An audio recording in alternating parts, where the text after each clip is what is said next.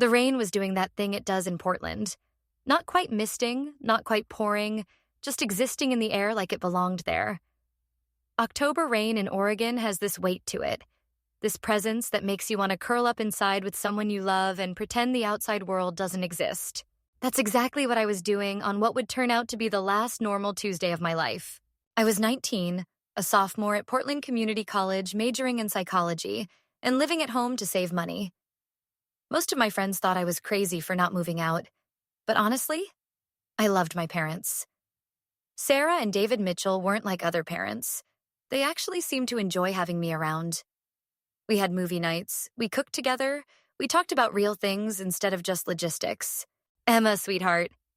Mom called from the kitchen where she was cleaning up after another one of her incredible dinners. Why don't you pick something for us to watch tonight? Your father's almost done with those insurance claims. I was sprawled across our overstuffed sectional sofa, wearing my favorite oversized Portland State sweatshirt and fuzzy socks, surrounded by throw pillows that Mom had made when we first moved into this house 15 years ago. The living room was my favorite space in our modest two-story home, warm and cozy, with built-in bookshelves that Dad had installed himself, family photos covering every surface, and that massive stone fireplace that made everything feel safe and permanent. "What are you in the mood for?" I called back, scrolling through Netflix on our aging smart TV. "Documentary? Comedy? Something mindless?" "You know I love those true crime things," came her reply, followed by the sound of running water and clinking dishes. "As long as it's not too gruesome. You know how your father gets queasy."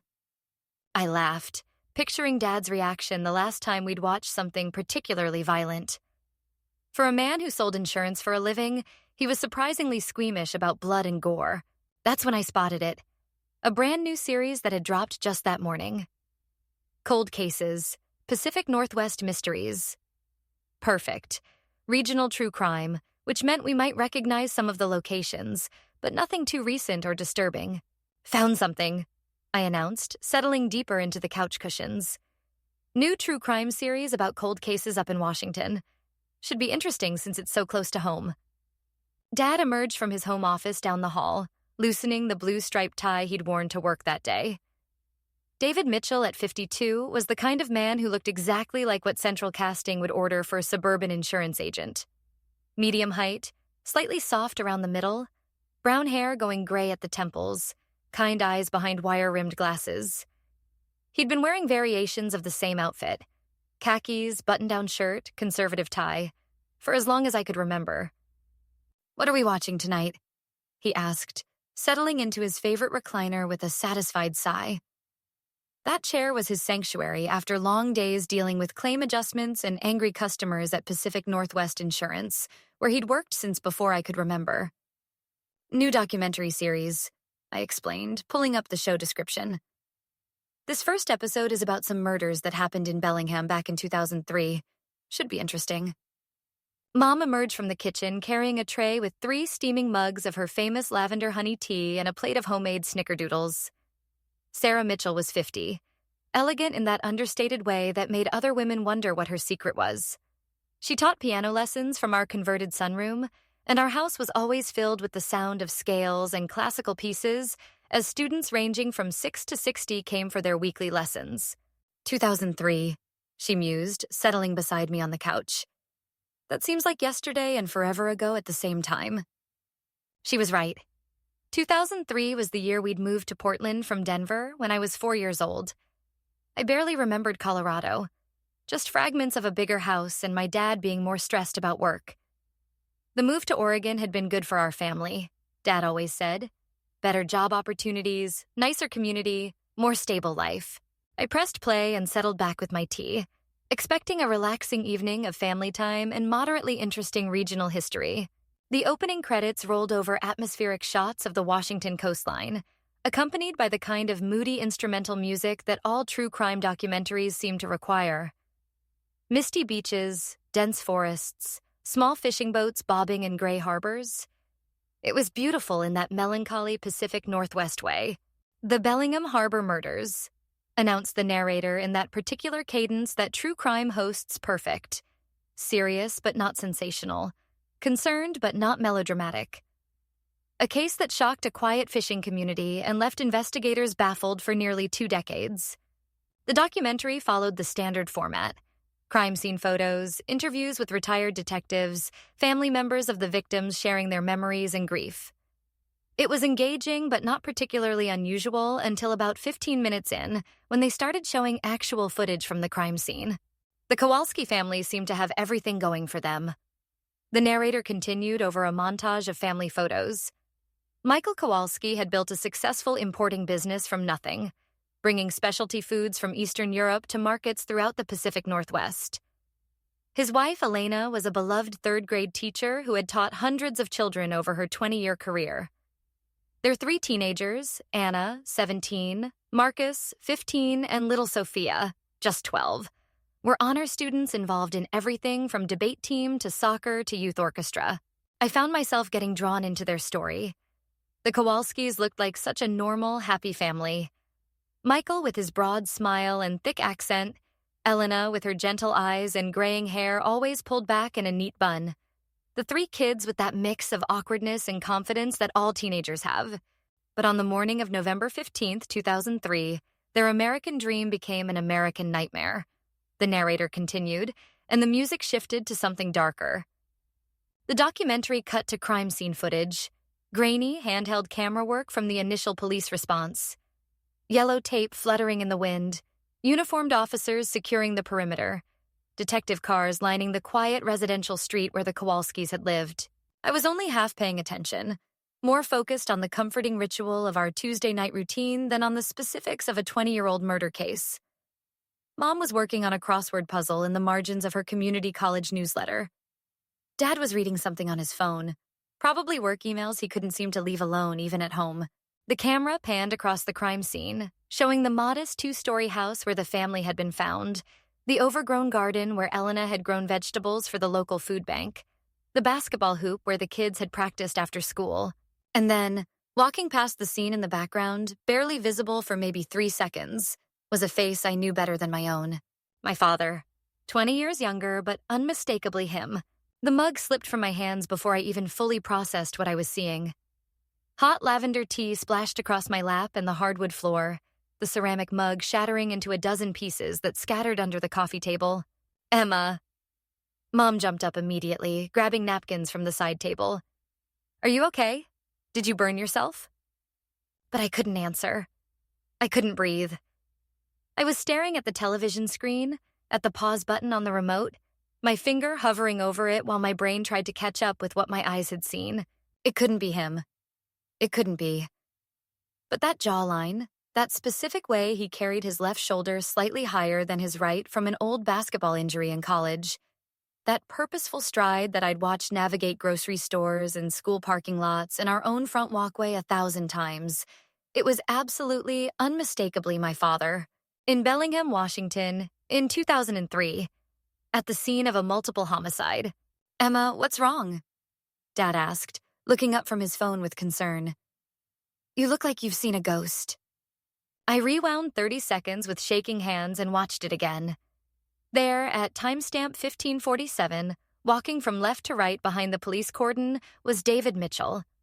Or someone who looked exactly like him, wearing a dark jacket and moving with that familiar confidence. But we'd lived in Denver in 2003. Dad had worked for Mountain States Insurance. We'd moved to Portland in late 2003 because Dad got a better job offer at Pacific Northwest. That's what they'd always told me. So why was he walking through a crime scene in Washington? Dad, I managed to say, my voice coming out smaller and stranger than I intended. Dad, you need to see this. I paused the screen at the clearest frame where his face was visible. The quality wasn't great. Early 2000s handheld video, compressed and digitized multiple times. But it was definitely him. Same nose, same chin, same way of holding his head slightly tilted to the left when he was thinking. When Dad looked at the television screen, I watched 20 years of careful construction crumble in real time. All the color drained from his face. His phone slipped from his hands and clattered to the floor. His breathing changed, becoming controlled and deliberate in a way I'd never heard before.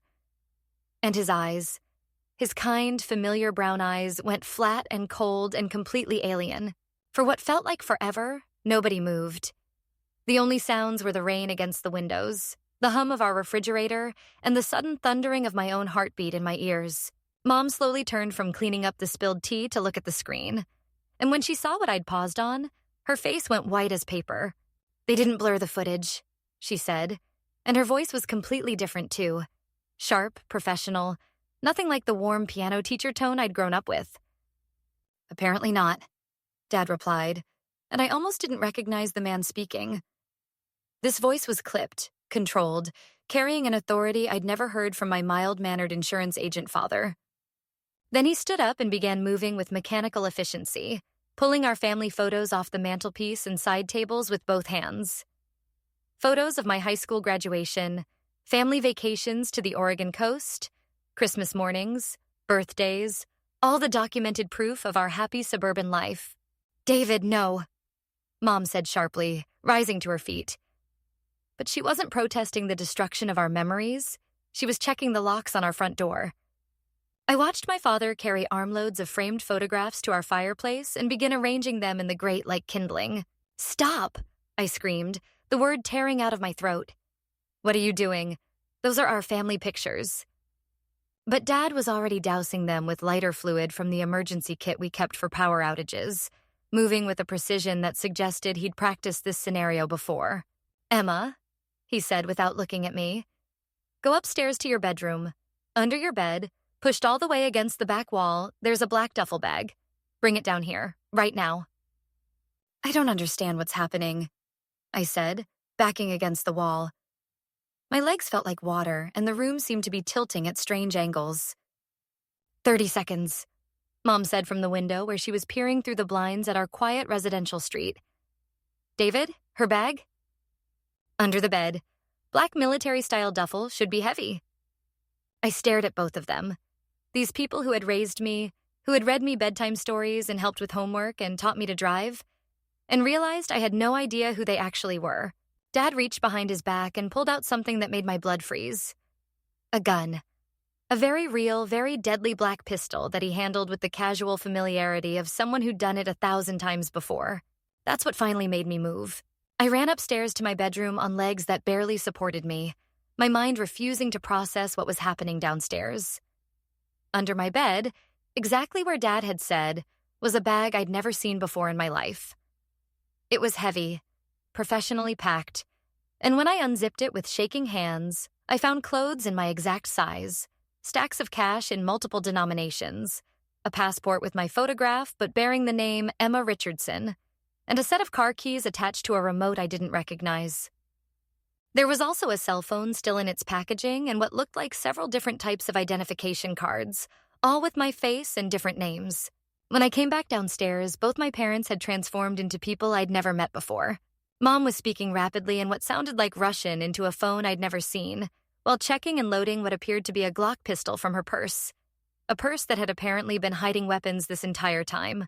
Dad had multiple guns laid out on our dining room table like he was preparing for war, along with ammunition, more cash, and what looked like detailed maps of the city.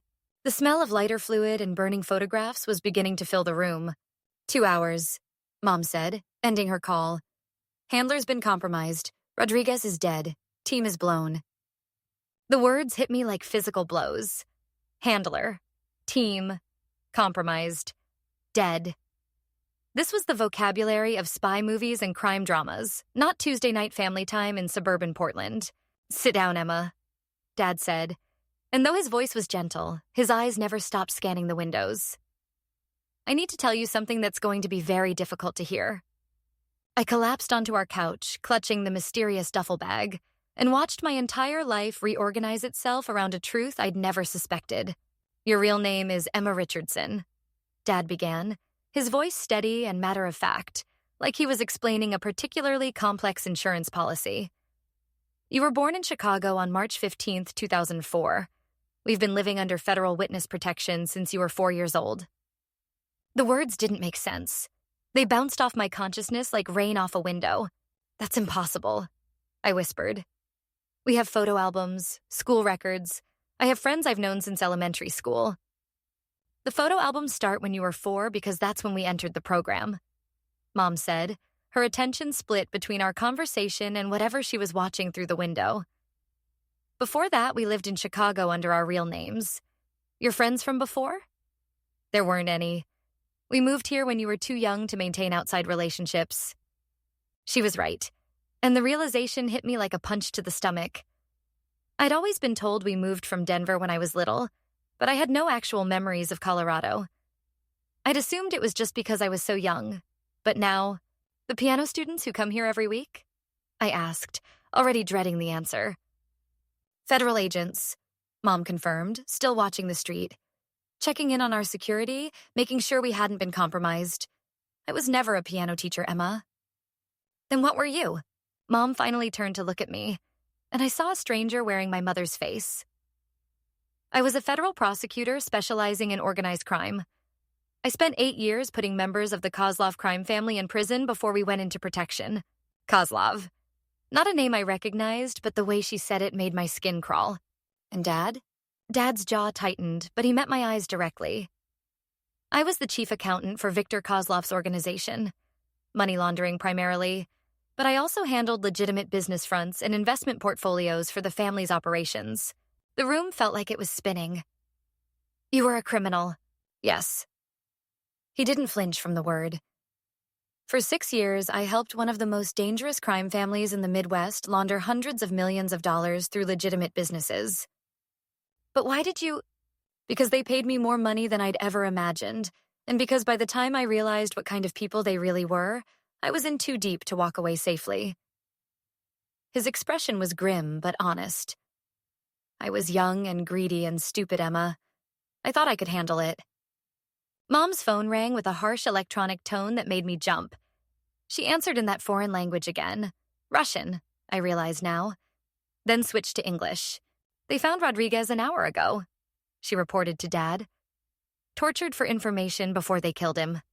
Multiple teams en route to known safe houses. Someone leaked the documentary footage deliberately. How long?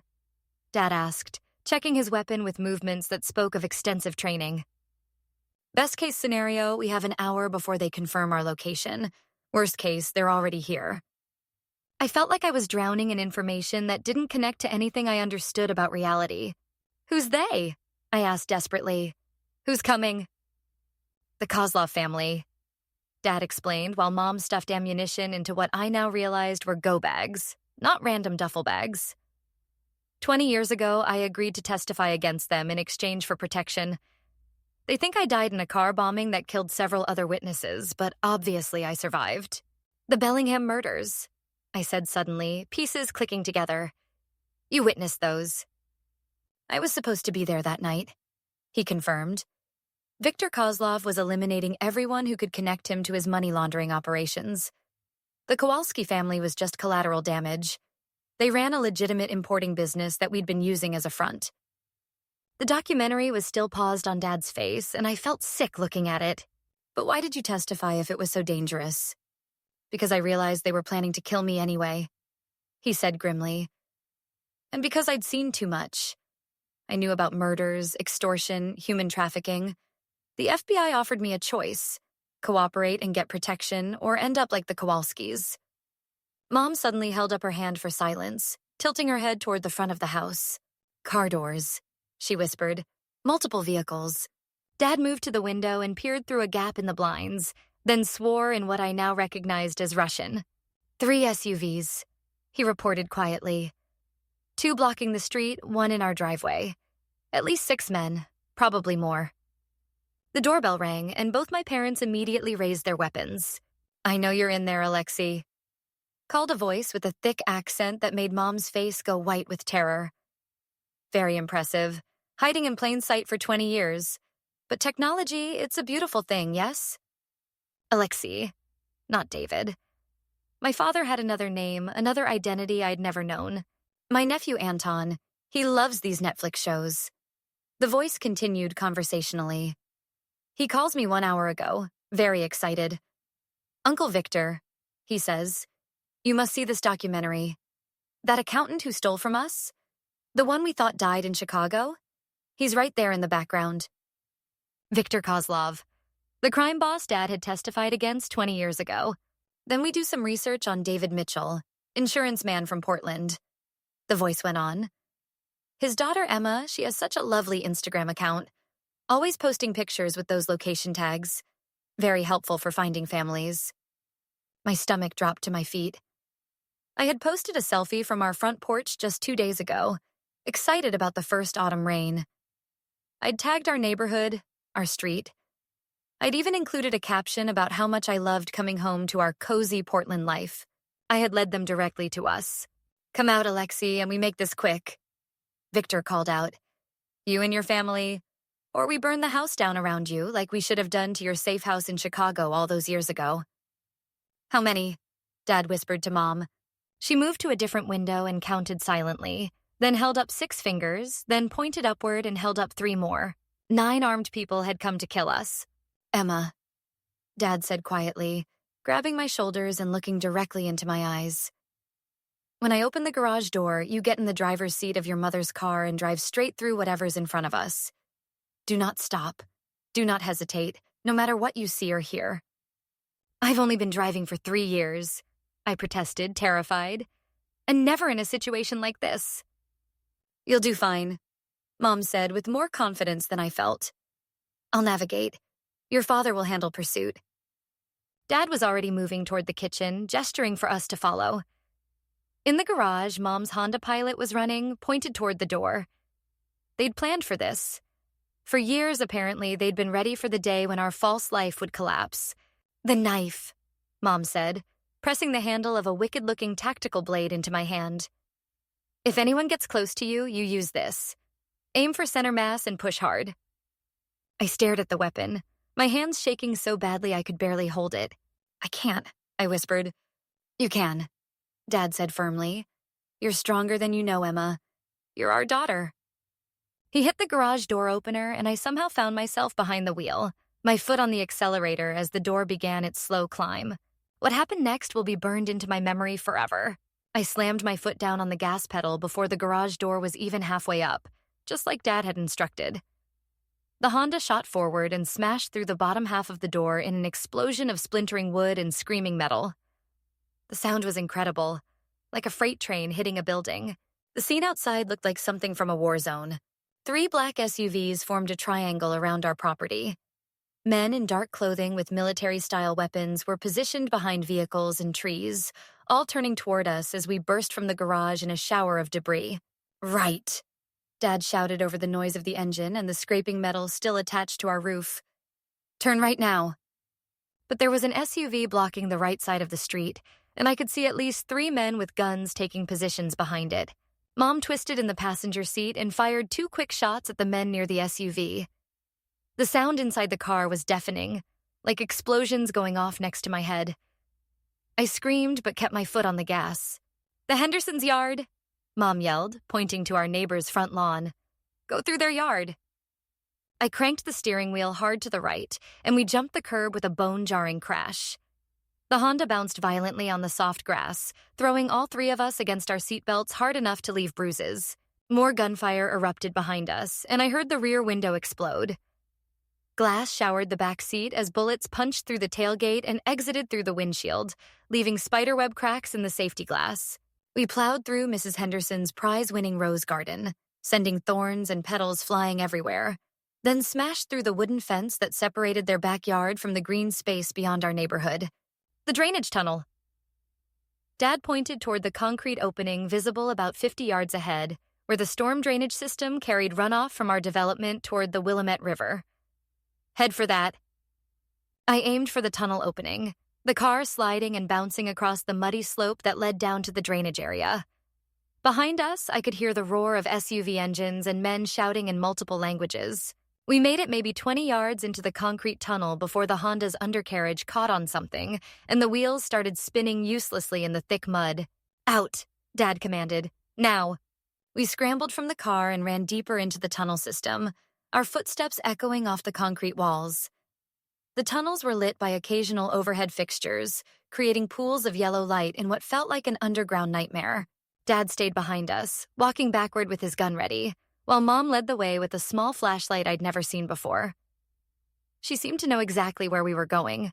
University Connection is about quarter-mile ahead, she called back to Dad. If we can reach campus, there are multiple exit points. They'll have the exits covered, Dad replied, pausing to listen for sounds of pursuit. We need a different route. That's when the first shots rang out behind us, echoing through the tunnel like thunder. Dad returned fire, the muzzle flashes lighting up the concrete walls like a strobe light. I had never been so terrified in my life. But I also kept running, kept moving forward because the alternative was unthinkable. The chase through the underground tunnel system lasted for what felt like hours, but was probably less than 20 minutes. We moved through a maze of concrete passages, storm drains, and maintenance areas that Mom navigated like she'd memorized every turn. More than once, we had to hide in side passages while flashlight beams and voices passed by our hiding spots. I pressed myself against cold concrete walls and tried not to breathe while armed men searched for us just yards away. Finally, we emerged from a drainage outlet near the Portland State University campus. The normal city lights looked almost surreal after the underground nightmare, like we'd surfaced on an alien planet.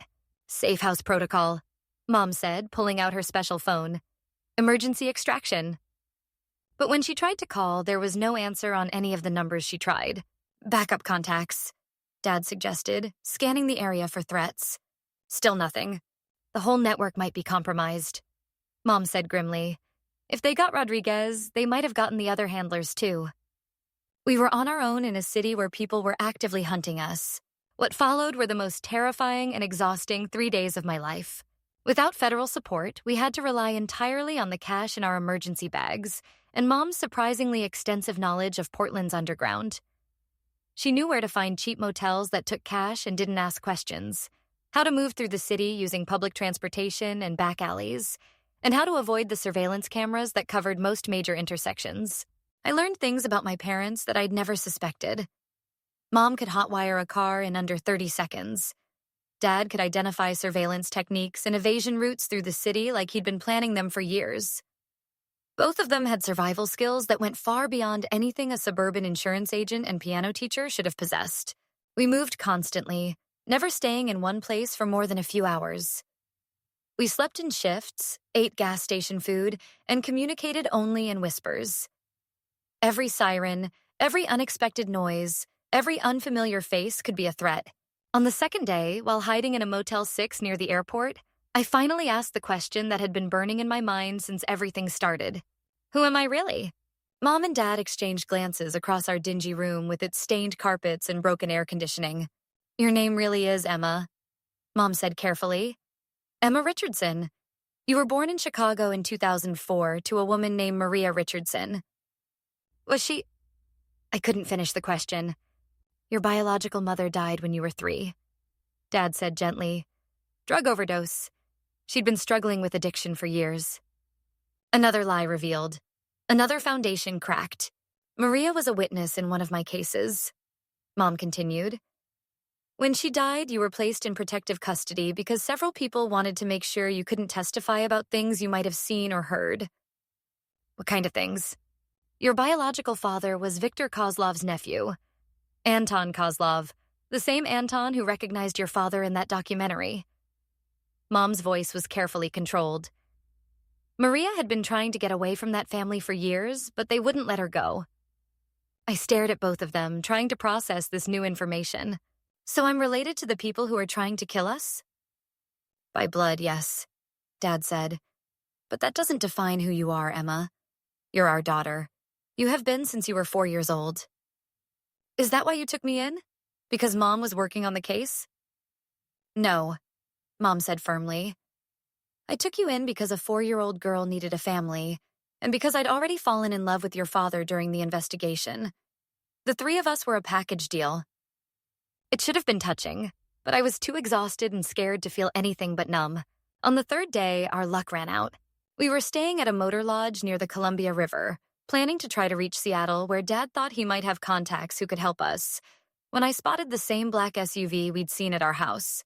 They found us, I whispered, peering around the edge of our room's window. Dad looked out and swore. Multiple vehicles.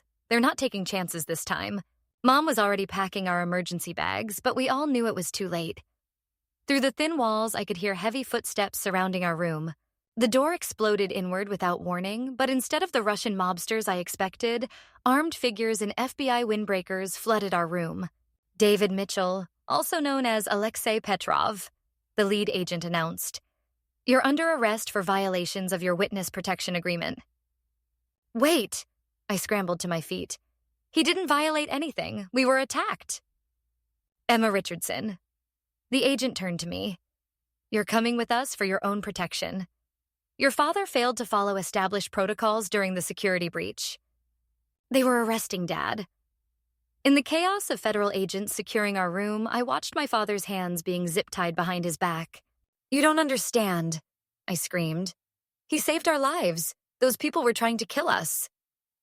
Which is exactly why we have protocols, Miss Richardson. The lead agent said, not unkindly. Your father was supposed to remain in place and contact his handler immediately, not initiate unauthorized evasive action. His handler was dead. We understand this is confusing and traumatic for you. We're going to take you somewhere safe where you can get proper medical attention and counseling. They led Dad away in federal custody, and I didn't see him again for 26 days. The federal facility where they took me was like a cross between a college dormitory, a minimum security prison, and a psychiatric hospital. Clean but institutional, comfortable but clearly designed to keep people contained. My handler was Agent Patricia Chen, no relation to my mom despite sharing the same last name. A woman in her 40s who specialized in witness protection cases involving minors. She was kind but professional, patient but firm, as she began the process of untangling 20 years of carefully constructed lies.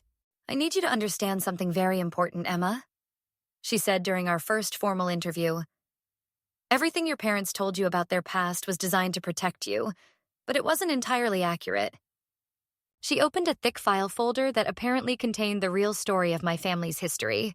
Your father wasn't just a witness to crimes, Agent Chen began.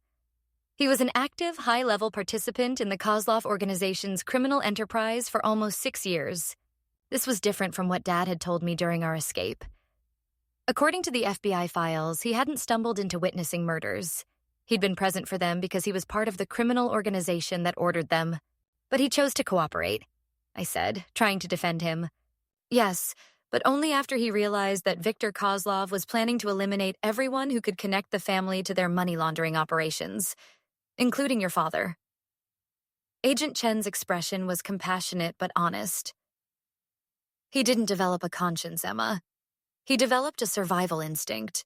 She showed me photographs, financial records, surveillance footage that painted a picture of Alexei Petrov as a man very different from the suburban insurance agent who had raised me. Before witness protection, he'd been Viktor Kozlov's most trusted financial advisor, someone who'd helped organize and legitimize a criminal empire worth hundreds of millions of dollars. Your mother, Sarah, was the federal prosecutor assigned to flip your father and prepare him for testimony. Agent Chen continued. She wasn't supposed to fall in love with him, but it happens more often than you might think. So she really was a prosecutor? One of the best. Sarah Chen specialized in organized crime cases and had a conviction rate that was remarkable. But she threw away her career to marry a man in witness protection and adopt his girlfriend's orphaned daughter. His girlfriend? Agent Chen paused, clearly weighing how much truth I could handle. Your biological mother, Maria Richardson, was involved with your father before he entered witness protection. She was also Viktor Kozlov's niece, which made the family connections very complicated. I felt like I was drowning in information that kept rewriting everything I thought I knew about my life. So my real father is actually a criminal. My adoptive father is also a criminal. My biological mother was a drug addict connected to organized crime, and my adoptive mother gave up her career to raise the daughter of criminals? That's one way to look at it, Agent Chen said carefully. Another way would be to say that you're a young woman whose parents, both biological and adoptive, made difficult choices in impossible circumstances, but who has managed to grow up healthy, intelligent, and moral despite extremely challenging family history. She was trying to be positive, but the facts were the facts. What happens now? That depends on several factors. Your father's cooperation agreement is being reviewed. The threat level from the Kozlov organization needs to be reassessed, and we need to determine what level of protection you need going forward. What she didn't tell me immediately was that the situation was far more complex than anyone had initially realized. The Kozlov organization hadn't just been hunting for Dad all these years. They'd been systematically infiltrating federal databases, law enforcement agencies, and even parts of the witness protection program itself. The fact that they'd found us so quickly after the documentary aired suggested they'd been tracking multiple leads for years. Viktor Kozlov was released from federal prison 8 months ago. Agent Chen explained during our second session. His organization has been actively hunting for your father ever since. We believe they've compromised multiple sources and have been systematically checking archived footage from news broadcasts, documentaries, security cameras, anything that might contain images of protected witnesses. So they would have found us eventually? Very likely. The Netflix documentary just accelerated their timeline. The documentary producers, I learned, had been contacted by federal authorities years earlier about the need to blur faces in archived footage. But Dad's image had somehow been missed in the review process. Your father should have followed protocol and waited for official extraction, Agent Chen said. But given what we now know about the extent of the security breach, his decision to run probably saved your lives. Agent Chen also told me something that made my blood run cold. We've identified at least 12 other witness protection families that may have been compromised through the same methods the Kozlovs used to find you. We're conducting emergency relocations and security reviews, but this is the most serious breach in the program's history. 12 other families like ours. 12 other sets of parents with children who thought they were living normal lives until criminals from their past came hunting. What about the people who attacked our house? We arrested 6 members of the assault team, but Viktor Kozlov and several key associates escaped. They're currently the subject of a federal manhunt involving multiple agencies. So the immediate threat was neutralized, but the larger danger remained. 3 weeks into my stay at the federal facility, Agent Chen brought me news that changed everything again. We've been investigating the circumstances that led to your family's exposure, she said, settling into her usual chair across from mine in the sterile conference room where we held our daily sessions. The documentary? I asked. That was just the catalyst. The real problem goes much deeper. She opened a new file folder, this one containing photographs and documents I'd never seen. Emma, your father wasn't entirely honest with you about why he originally agreed to cooperate with federal authorities. I braced myself for another revelation that would reshape my understanding of my family's history. He told you that he testified against the Kozlovs to save his own life, which is partially true. But the full story is that he was actually planning to disappear with a significant amount of money that belonged to the organization. Agent Chen showed me financial records dating back 21 years, bank accounts and investment portfolios that contained millions of dollars. Your father had been slowly siphoning money from Kozlov operations for almost 2 years before he was caught. When Viktor realized what was happening, he ordered your father's execution. That's when Alexei reached out to federal authorities. So he was stealing from them? Yes, but here's where it gets complicated. Agent Chen pulled out another set of documents. That money? Your father never returned it. It's been sitting in offshore accounts and investment portfolios this entire time, earning interest and growing in value. I stared at the financial statements, trying to process numbers that had far too many zeros. How much money are we talking about? As of last month, approximately $47 million. The room felt like it was spinning. $47 million. Money that apparently belonged to me, as Dad's only heir. But that had been stolen from one of the most dangerous crime families in the country. This is why the Kozlovs have been so determined to find your father. Agent Chen continued. It's not just about revenge for his testimony. They want their money back. But if Dad cooperated with the FBI, didn't they know about the money? Some of it. But your father was apparently more clever than anyone realized. He disclosed enough assets to satisfy his cooperation agreement while keeping the bulk of the stolen funds hidden. Agent Chen leaned back in her chair, studying my reaction. Emma, this changes your legal status significantly. You're not just the daughter of a witness in federal protection. You're potentially the inheritor of a substantial criminal fortune. I don't want it, I said immediately. If it's stolen money, they should give it back. Unfortunately, it's not that simple. The statute of limitations on most of the underlying financial crimes has expired, and the money has been invested in legitimate assets for over 20 years. stocks, bonds, real estate, business ventures. Separating what's clean from what's dirty would take years of litigation. She explained that the federal government was prepared to offer me several options. I could claim the inheritance and work with authorities to gradually return portions to legitimate victims of Kozlov crimes. I could renounce the inheritance entirely and let it become a federal asset, or I could maintain the status quo while lawyers figured out the legal complexities. What I recommend, Agent Chen said, is that you take some time to think about this while we address the more immediate security concerns. What kind of security concerns? Viktor Kozlov isn't going to stop hunting for this money just because we arrested some of his people. And now that he knows you exist and that you're potentially the key to recovering his stolen assets, you're a target independent of your father. That night, lying in my narrow bed in the federal facility, I stared at the ceiling and tried to make sense of what my life had become. 3 weeks ago, I'd been a college sophomore living at home with loving parents, worried about psych exams and whether my crush from statistics class would ask me out. Now I was Emma Richardson, the adopted daughter of a criminal who'd stolen $47 million from Russian mobsters, living under federal protection while lawyers and agents figured out whether I was an heir, a victim, or a target. The next morning, Agent Chen had more news. We've arranged for you to speak with your father via video call. He's been fully briefed on everything we've discussed, and he's prepared to answer any questions you might have. The video call was both harder and easier than I'd expected. Dad looked tired and older, wearing an orange federal detention jumpsuit that made everything feel more serious. But his eyes were the same. Kind, concerned, filled with love for me even in these circumstances. "I'm sorry I lied to you about the money," he said without preamble. "I told myself it was to protect you, but the truth is I was ashamed." "Were you ever going to tell me?" "I don't know. I hoped you'd never need to know." He rubbed his face with both hands. "Emma, I made a lot of terrible decisions when I was younger. Taking that money was one of them. But keeping it allowed us to build the life we had. The house, your education, all of it was paid for with money that wasn't really ours. So our whole life was built on stolen money?" "Yes and no. I invested that money legitimately for 20 years. I paid taxes on the returns. I used it to support our family and contribute to our community. It's not the same money that was stolen. It's become something else." I could see him struggling to explain something he probably didn't fully understand himself. "What do you want me to do about it?" I asked.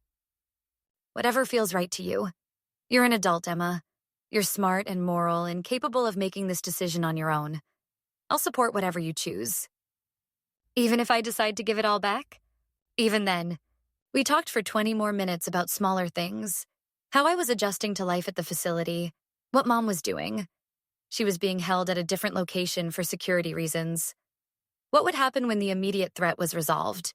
When the call ended, I felt both better and worse. Better because Dad had been completely honest with me for the first time in my life. Worse because the truth was so much more complicated than I'd hoped. 4 weeks into my stay at the federal facility, everything changed again. I was in the middle of a counseling session with Dr. Rebecca Martinez, the psychologist assigned to help me process the trauma of learning that my entire life had been a carefully constructed fiction, when Agent Chen burst into the room with an expression I'd learned meant serious trouble. "We need to move you immediately," she said without preamble. "Viktor Kozlov has been located." "Isn't that good news?" I asked, standing up from the comfortable chair where I'd been discussing my complicated feelings about identity and family. "He's here, in Portland, and he's not hiding." Agent Chen quickly explained that instead of fleeing the country or going underground like a typical fugitive, Viktor Kozlov had apparently decided to make a stand. Intelligence suggested he'd assembled a significant team and was systematically targeting federal assets in the Pacific Northwest. 3 safe houses have been attacked in the past 48 hours, she said while gesturing for me to pack my few belongings. No one was killed, but the message was clear. He's not going away until he gets what he wants. The money? And you. You're the key to the money, Emma. As your father's heir, you're the only person who can legally access most of those accounts. We moved to a different facility, this one more like a military base than a college dormitory. High walls, armed guards, sophisticated electronic security. It should have felt safer, but instead it felt like a prison. The new facility was in Eastern Oregon, far from Portland and the urban areas where Kozlov's people had been operating. Agent Chen explained that the remote location would make surveillance and attack more difficult. But on my second night there, I learned that nowhere was really safe from someone with Viktor Kozlov's resources and determination. I was awakened by the sound of alarms and running footsteps in the hallways outside my room. Emergency lights were flashing, and I could hear radio chatter and urgent voices. Agent Chen appeared in my doorway wearing tactical gear I'd never seen before. Multiple vehicles approaching the perimeter, she reported tersely. Armed personnel, estimated 15 to 20 subjects. How did they find us? I asked, grabbing the emergency bag that I'd learned to keep packed and ready. We're still trying to figure that out, but right now we need to focus on getting you out of here safely. The evacuation was like something from a military thriller. I was rushed through corridors I'd never seen before to a secured garage where armored vehicles were waiting. Federal agents in full tactical gear escorted me while others prepared defensive positions. Where are we going? I asked Agent Chen as we climbed into what looked like an armored personnel carrier. There's a backup facility in Idaho. Remote, heavily secured, off the grid. But we never made it to Idaho. 20 minutes into our drive through the dark Oregon countryside, our convoy was attacked by a coordinated assault that demonstrated just how sophisticated Viktor Kozlov's operation had become. The first explosion knocked our lead vehicle off the road and into a drainage ditch. The second explosion, maybe 30 seconds later, destroyed the rear guard vehicle and effectively trapped our armored car in a classic military ambush. What followed was the most terrifying hour of my life. Professional soldiers, not criminals, but actual military personnel that Kozlov had apparently hired, engaged federal agents in a running gunfight along a remote highway while I crouched in the back of an armored vehicle, listening to bullets impact against steel plating. Agent Chen and her team were clearly outgunned and outmanned, but they fought with the kind of determined professionalism that I was learning characterized federal law enforcement at its best. They want you alive, Agent Chen told me during a brief lull in the fighting. That's our advantage. They won't risk killing you, which limits their tactical options. What about you and your team? Her expression was grim. They have no such restrictions regarding us.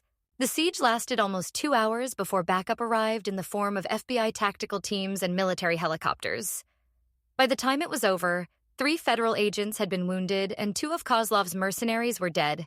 Viktor Kozlov himself was not among the attackers, but the level of sophistication and coordination demonstrated that he was operating more like a military commander than a typical criminal fugitive. This can't continue, Agent Chen said as we were transported to yet another secure location. Every time we move you, more people are put at risk. Then what do you suggest? We use you as bait to draw him out? The plan Agent Chen proposed was either brilliant or insane, depending on your perspective. Instead of continuing to hide me in increasingly elaborate secure facilities, we would make it appear that I was being moved to a relatively vulnerable location.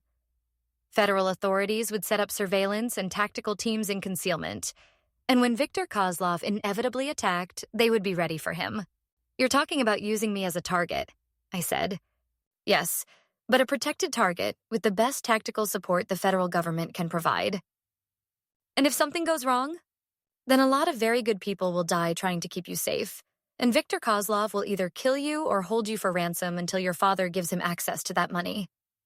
It wasn't exactly a reassuring answer, but I was tired of running and tired of other people being put in danger because of my family's complicated history. How would it work? Agent Chen explained that they would stage my transport to what appeared to be a safe house in suburban Seattle. The location would be deliberately leaked through channels that Kozlov's people were known to monitor. Federal tactical teams would be positioned in concealment around the property, and when Kozlov's team arrived, they would be overwhelmed by superior numbers and firepower. The goal is to capture Viktor Kozlov alive, she emphasized. Dead, he becomes a martyr and his organization will continue hunting you indefinitely. Alive and in federal custody, we can potentially negotiate a resolution to this entire situation.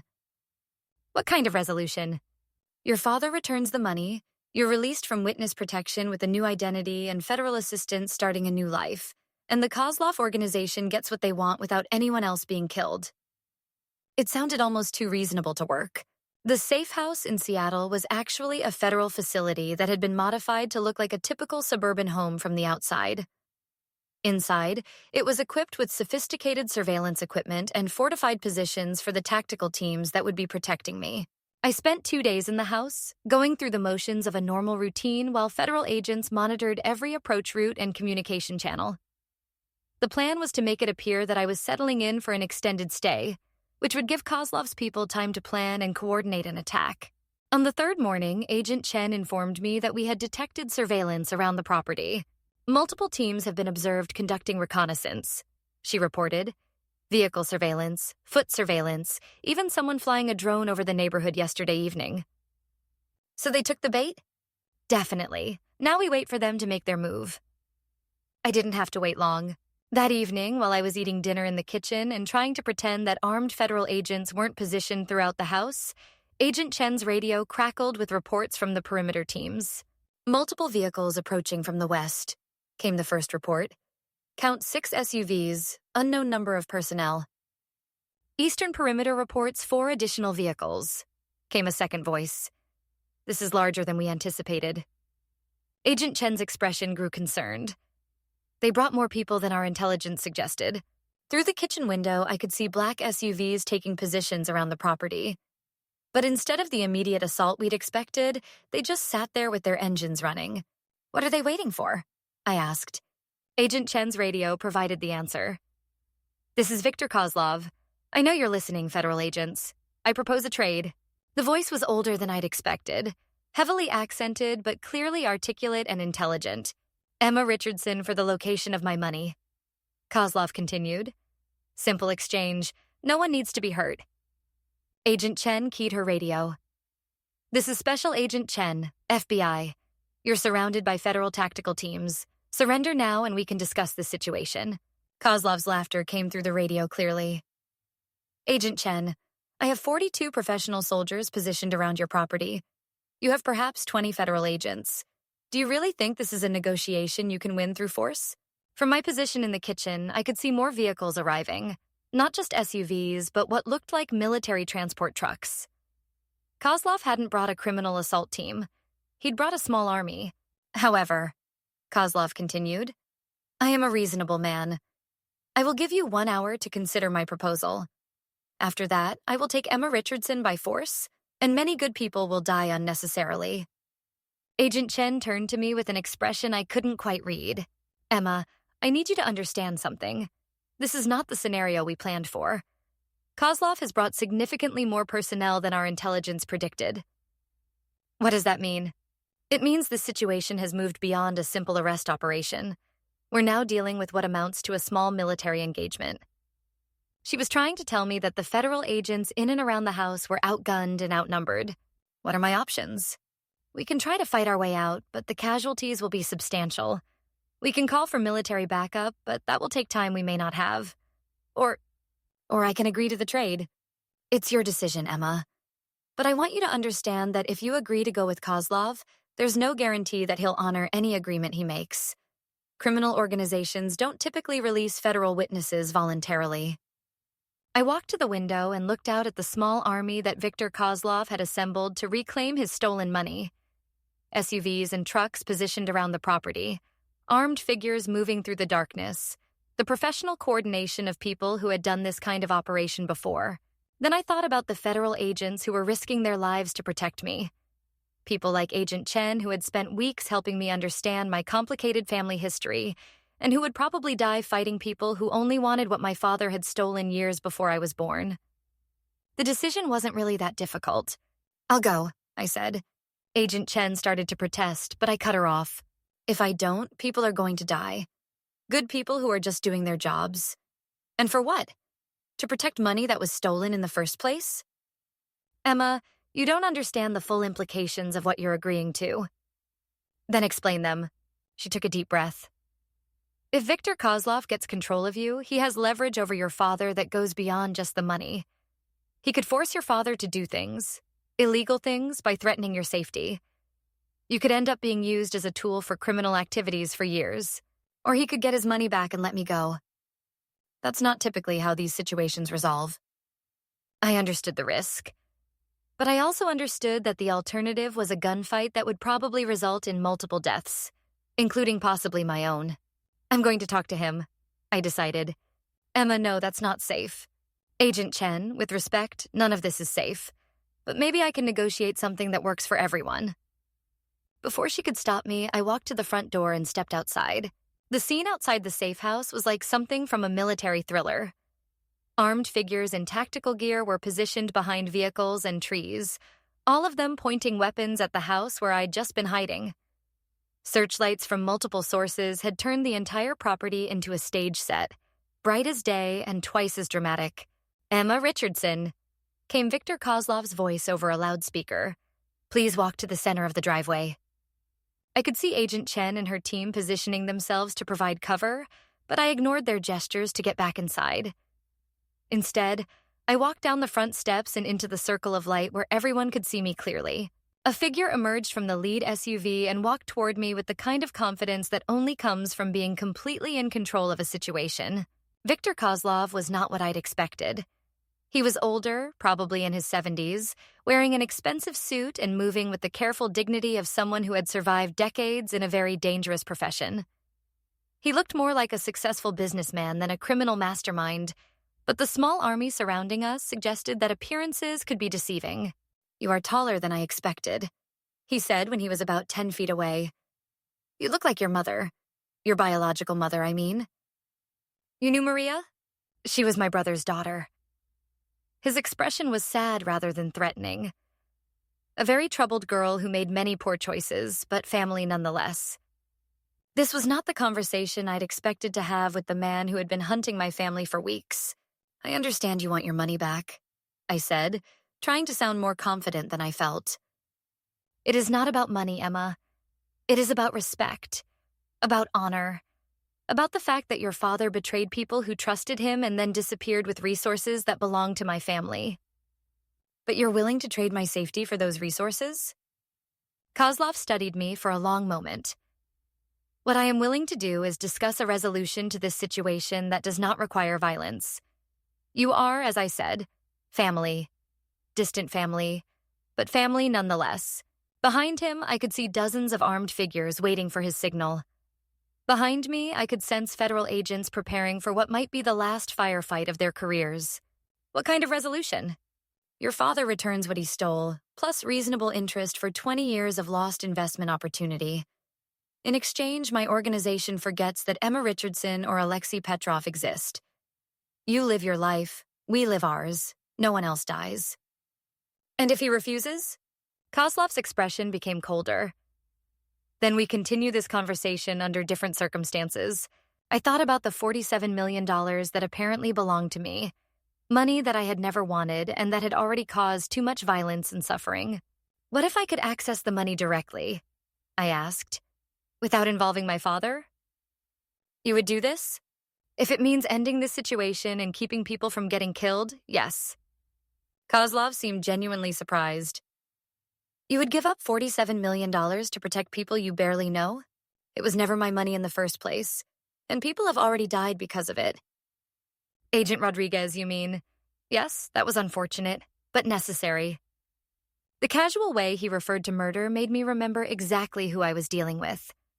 This wasn't a businessman or a distant relative.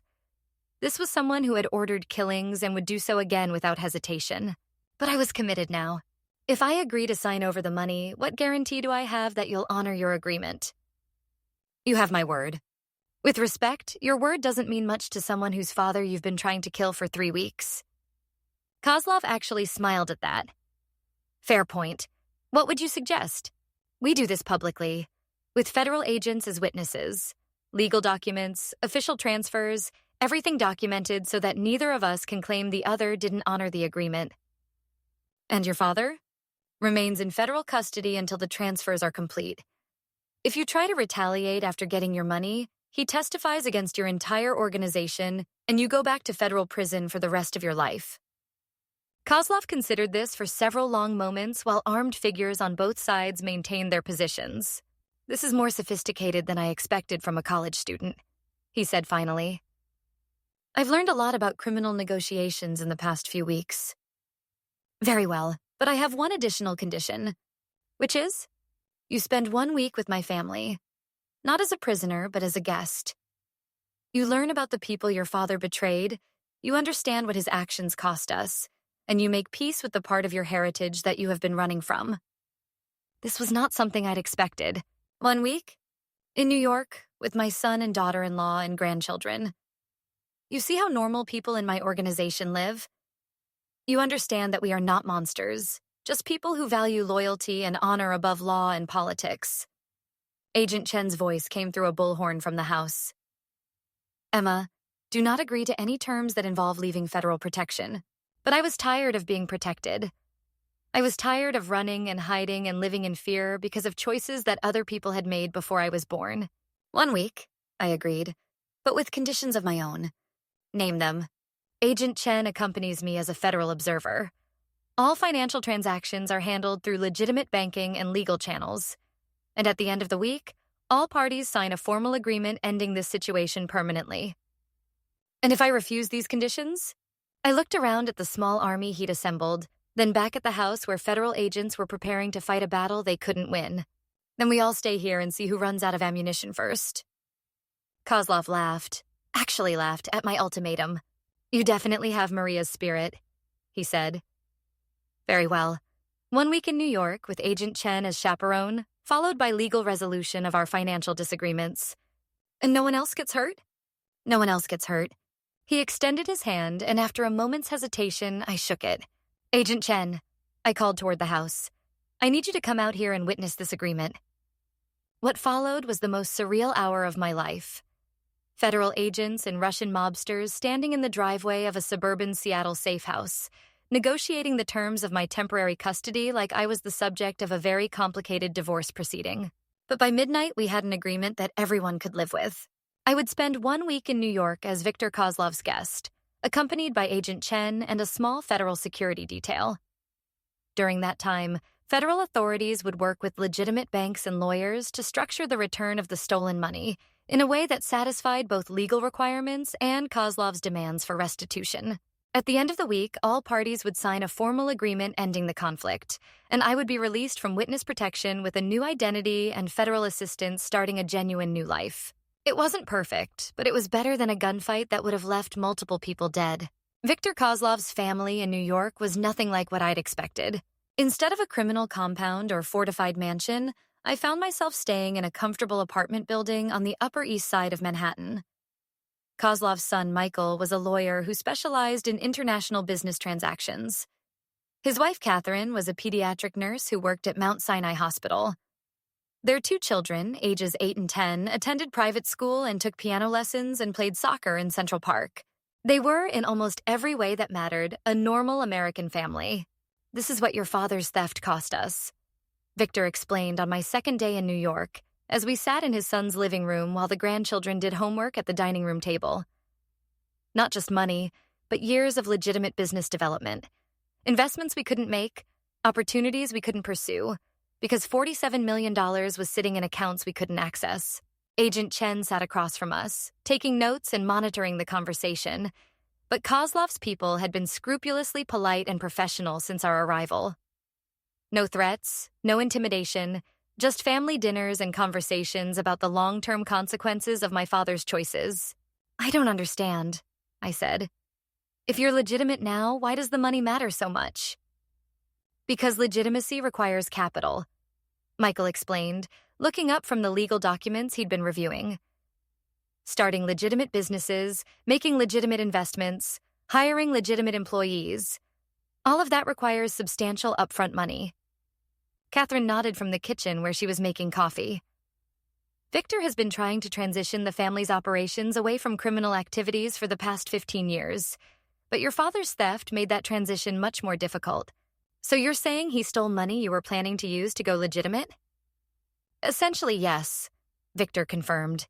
Money that we had been saving to invest in legal business ventures, real estate, education for the grandchildren. Your father didn't just steal from criminals. He stole from people who were trying to become legitimate.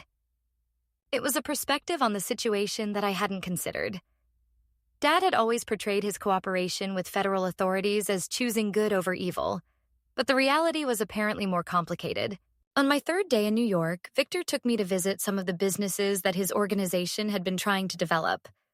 a restaurant in Little Italy that served traditional Russian and Eastern European food, a construction company that specialized in historical building restoration, an import business that brought specialty goods from Russia and Ukraine to markets throughout the Northeast.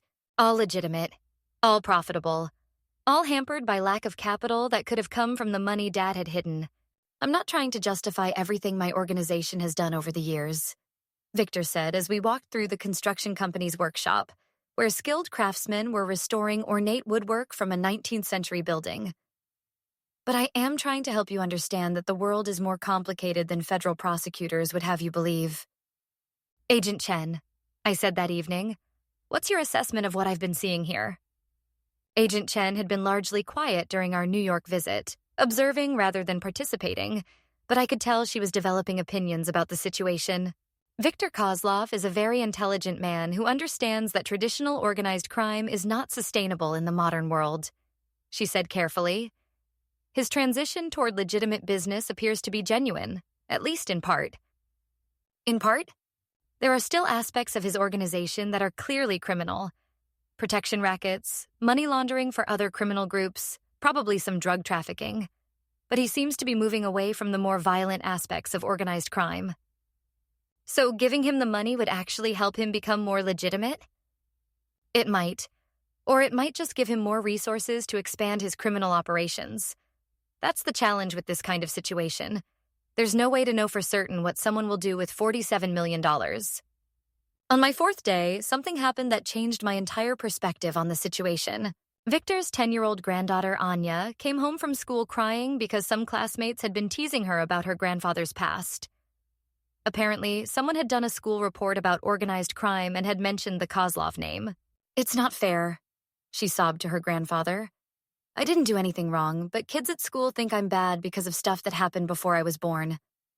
I watched Victor comfort his granddaughter, promising her that the family's past didn't define her future, and realized that she and I had something in common. We were both dealing with the consequences of choices made by previous generations. "That's why this money matters," Victor said to me later after Anya had gone to bed. "Not for revenge, not for criminal activities, but so that my grandchildren can grow up without the weight of the family's past limiting their opportunities." "You could achieve the same thing by walking away from crime entirely," I pointed out. "Could I? Your father tried to walk away, and here we are 20 years later still dealing with the consequences of what he did. Sometimes the past doesn't let you go, Emma. Sometimes you have to make peace with it on its own terms." On my fifth day in New York, the legal framework for transferring the money was finally completed. A team of lawyers and accountants had worked with federal authorities to structure the return of funds in a way that satisfied both legal requirements and the practical realities of dealing with money that had been invested and reinvested for 20 years. The final agreement was more complex than I'd anticipated. $30 million would be returned directly to Victor Kozlov's organization. $10 million would be donated to victims' assistance funds for people harmed by organized crime, and $7 million would be placed in a trust fund for my education and future needs. "You're keeping $7 million? Agent Chen asked when the lawyers explained the final structure. "It's not really for me," I explained. "It's for my future children and their children. Money that started as criminal proceeds, but that will be used for legitimate purposes by people who had nothing to do with the original crimes." Victor nodded approvingly. "This is wisdom. You take responsibility for the past while building something better for the future."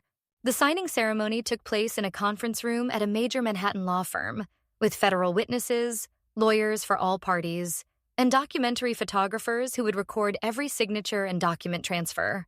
It should have felt momentous, but mostly it felt like a complicated business transaction. Victor Kozlov, criminal mastermind, signing legal documents in a suit that probably cost more than most people's cars. Agent Chen, federal law enforcement officer, witnessing the transfer of funds from a protected witness's inheritance to the criminal organization that had been hunting her. And me, 19-year-old college student, signing away more money than most people see in a lifetime to resolve a conflict I'd inherited from people I'd barely known. When it was over, Victor stood and extended his hand. "It has been a pleasure meeting you, Emma Richardson. I hope your future is everything you want it to be." "Thank you. And I hope your grandchildren get to grow up in a better world than the one you and my father created." He smiled at that.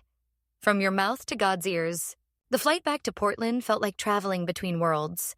5 days earlier, I'd been a federal witness living under protection, caught between competing criminal and law enforcement organizations that wanted to use me for their own purposes.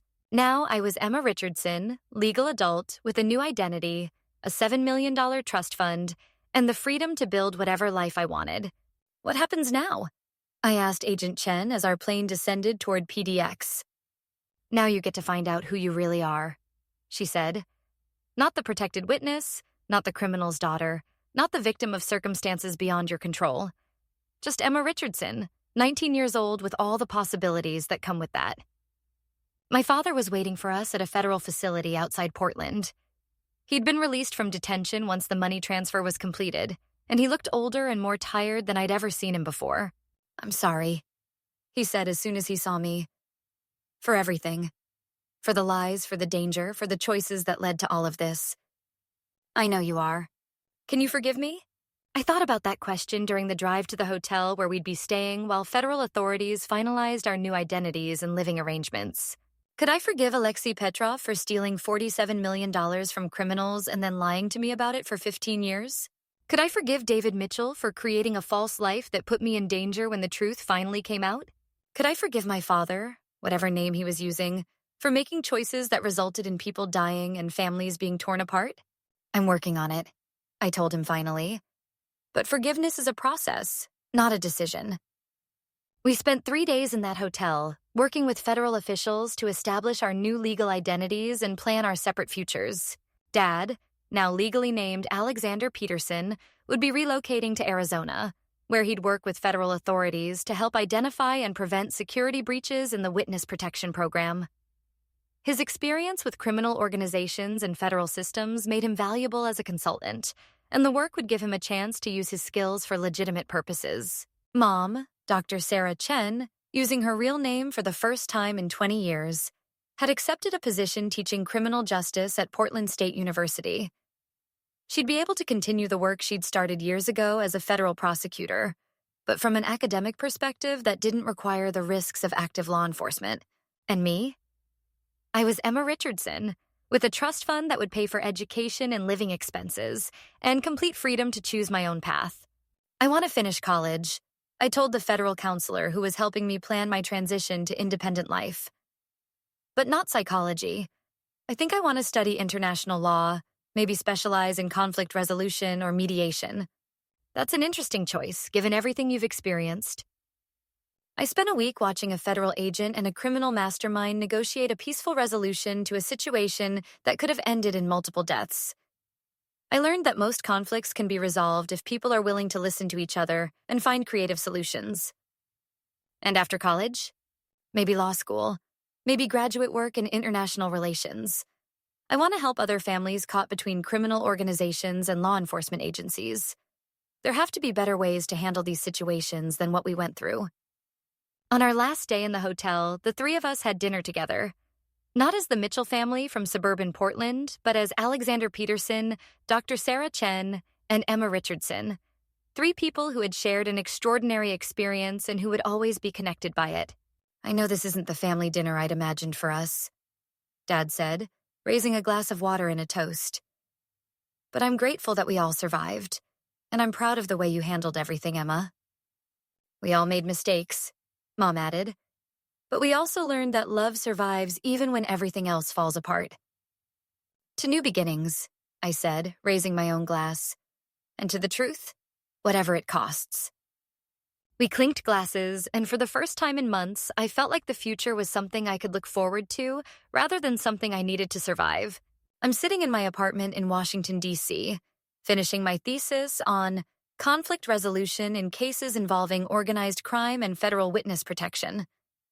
Outside my window, the city is waking up to another day of political negotiations, international diplomacy, and the complicated business of trying to make the world slightly better than it was yesterday.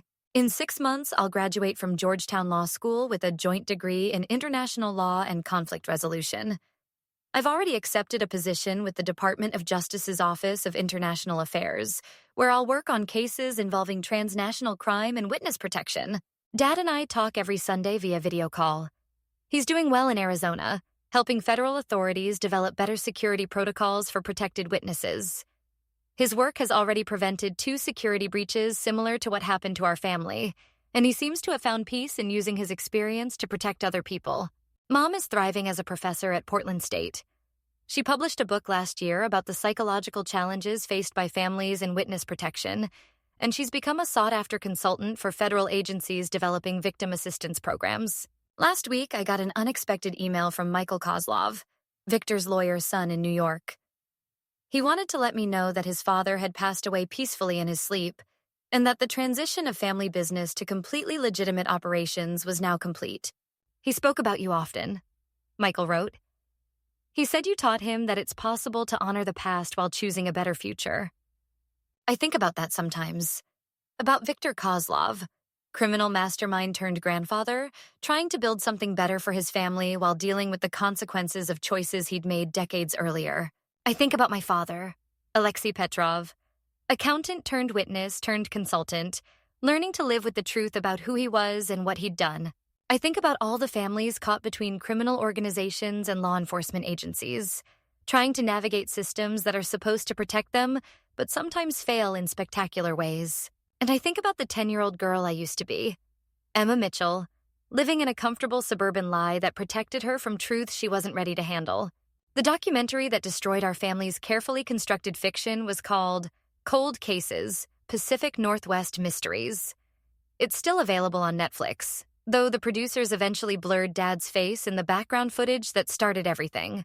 Sometimes I watch that episode and try to imagine what would have happened if the documentary had never aired, if we'd continued living as the Mitchell family in our comfortable suburban bubble. Would I have been happier never knowing the truth about my biological parents, my father's criminal past, or my complicated inheritance? I don't think so. Yes, learning that my entire life was built on lies was devastating. And yes, I still have nightmares about gunfights and car chases and the sound of my father's voice when he shifted from suburban insurance agent into survival mode. But I also learned that love isn't about perfect honesty. It's about people choosing to protect each other even when it costs them everything. My parents lied to me for 15 years, but they also kept me safe and gave me as normal a childhood as possible under impossible circumstances. Dad made terrible choices when he was young, but he chose to risk everything to stop worse crimes from happening. Mom gave up her career and her identity to love a complicated man and raise someone else's child as her own. Victor Kozlov ordered killings and ran criminal enterprises, but he also tried to build something better for his grandchildren. Those are the kinds of complex moral choices that define real people, not the simple good versus evil narratives that make for compelling documentaries. I'm still Emma Richardson, even though I started life as someone else. I'm still the daughter of Alexander and Sarah, even though our family tree is more complicated than most. I still love true crime documentaries, though I appreciate irony more than I used to. Next month, I'm getting married to James Chen. No relation to Mom, despite the shared name. A fellow law student who knows everything about my complicated history and loves me anyway. Dad will walk me down the aisle. Mom will be my matron of honor, and we'll celebrate the kind of normal family milestone that used to seem impossible. The $7 million in my trust fund has been invested conservatively and used primarily for education and charitable contributions. I live modestly, work hard, and try to use the resources I inherited to help other people navigate situations similar to what my family experienced. Last year, I helped mediate a case involving a witness protection family that had been exposed through social media. The case was resolved without violence, the family was safely relocated, and no one died. It was exactly the kind of work I want to do with my life. Sometimes people ask me if I regret the way everything happened, if I wish we could have stayed the Mitchell family forever, living our comfortable suburban lie. But the truth is, I'm grateful for everything we went through. Yes, it was terrifying and painful, and it changed all of us in fundamental ways. But it also taught me that real connections between people can survive almost anything, that most conflicts can be resolved through honest communication and creative problem solving, and that the most important truth about any family isn't where you came from. It's where you choose to go together. And despite everything we've been through, we're still going forward. Together. That's worth more than any comfortable lie.